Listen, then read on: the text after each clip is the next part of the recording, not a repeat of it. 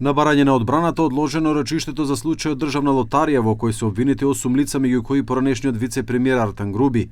Дел од адвокатите на обвинетите пред судот посочија дека не го добиле обвинението, како и дека доказите на обвинителството не им биле дадени на увид. Следното рочиште е закажано по 2 недели, односно на 7 септември. Материјалот со докази е обемен и содржи 231 материјален доказ и 7 вербални докази.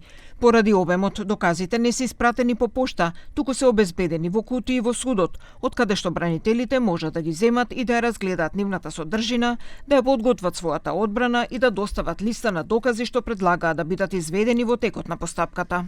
Покрај Груби, во овој судски случај обвинети си Прпарин Бајрами, Методија Димовски, Скендер Мехмети, Фатмир Рамадановски, Бојан Јанев, Александар Димитровски, Башки Мавдију.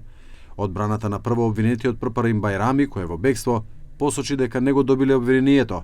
Судот информираше дека актот заедно со доказниот материјал ќе биде доставен одбраната.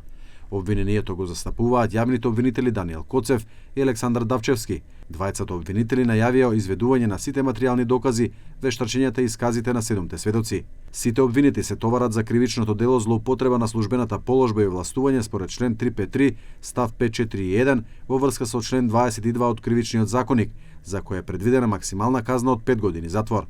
Според обвинението поднесено од основното јавно видителство Скопје, Артан Груби и уште 7 лица се обвинети дека и предизвикале штета на АД државна лотарија од над 507 милиони денари, односно околу 8,2 милиони евра во текот на 2023 и 2024 година, со пречекорување на нивните службени овластувања.